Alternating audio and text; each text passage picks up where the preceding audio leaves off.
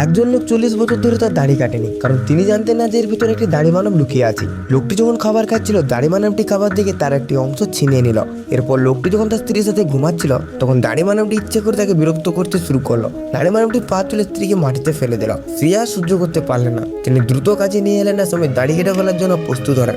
ঠিক সেই সময় দাড়ি মানব তাকে দাড়ির জগতের ভিতর টেনে নিয়ে গেল। দাড়ি মানবটি থেকে বলল, যদি তুমি তোমার স্বামীকে তালাক দাও, আমি তোমাকে এই জগৎ থেকে বের করে দেবো। এই কথা শুনে স্ত্রী আত্মরক্ষার জন্য মাটি থেকে দ্রুত একটি লাঠি তুলে নিলেন, কিন্তু দাড়ি মানব খুব চালাকি করে তাকে ধরে নিলাম। স্ত্রী দাড়ি মানবটিকে স্পর্শ করার জন্য হাত বাড়িয়ে দিল। হঠাৎ দাড়ি মানবের জগৎ ভীষণভাবে কাঁপতে শুরু করলো। একজোড়া কাঁচি তাদের দিকে ছুটে এলো। এটি থেকে স্ত্রী দ্রুত দাড়ি মানবটিকে নিয়ে পালানোর চেষ্টা করলেন, কিন্তু কাঁচি তাদের পথ আটকে দিল। তাই তারা অন্যদিকে পালাতে বাধ্য হলো। কাঁচিগুলো অবিরাম তাদের তাড়াতে লাগলো। স্ত্রী দাড়ি মানবটি মিষ্টি খাবারটি ছিনিয়ে নিয়ে কাঁচির দিকে ছুড়ে মারলো।